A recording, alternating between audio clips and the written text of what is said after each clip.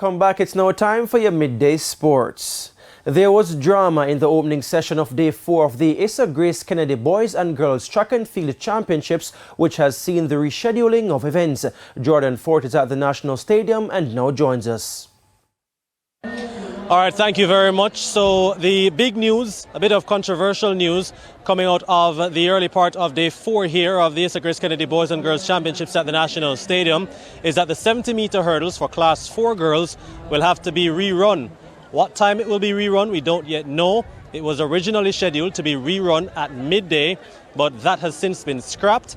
And I spoke with the meet officials and they're saying they're going to have a meeting with the coaches to decide when that event will be rerun. So that's the 70-meter preliminary, the 70-meter hurdles preliminaries for Class 4 girls will have to be rerun at some point.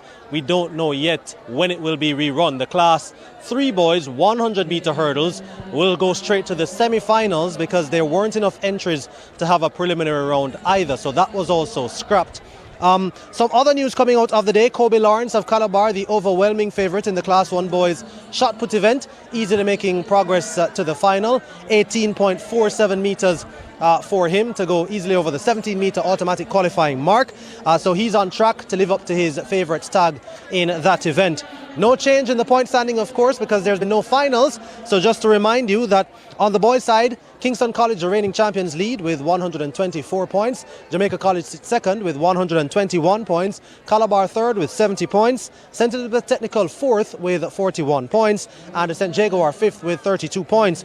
On the girls' side, the reigning champions Edwin Allen actually trail Hydel by a single point. Edwin Allen have 97 points. Hydel lead with 98 points. In third position, Homewood Technical 73.5 points. In fourth, St. Jago with 60 points. And Immaculate rounding out the top five with 44 points. So that's the latest. Of course, lots of exciting action to come. We've got 200-meter semi-final action. We've got 800-meter semi-final action. We've got qualifying in the sprint medley. Qualifying as well in the 4x400 meters, and then later on this evening we'll have the 400-meter hurdles final. So that's me closing out, reporting from Day 4 of the ISSA GraceKennedy Boys and Girls Championships from the National Stadium. I'm Jordan Fort for TVJ Sports. Very close at the top there for both the boys and girls as we get to the business end of champs. Of course, you can keep watching on all our platforms: TVJ, TVJ Sports Network and OneSpotMedia.com. In the meantime, following several contentious false starts at this year's championships, chief starter Ludlow Watts is insisting inexperience is to be blamed. This has resulted in criticisms against the starting officials, but Watts says the issues are more to do with the athletes than the starters. When they come to national championship, when they come to various meets, some of them, the younger they are, they do not really appreciate the use of the starting system because they have never had it before, they have never experienced it in their school training, and sometimes they do not understand the full use of it, so false start is created. And Watts added that the equipment in use is at its highest level. Tests are done by world-leading athletes. Tests are done using world-leading athletes.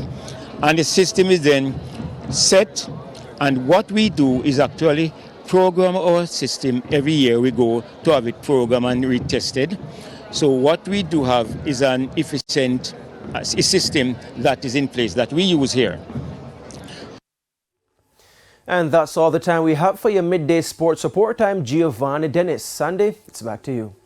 Thanks, Gio. And that's the midday news. I'm Sandy Williams. Join us at 7 for primetime news. On behalf of the news, sports and production teams, good afternoon.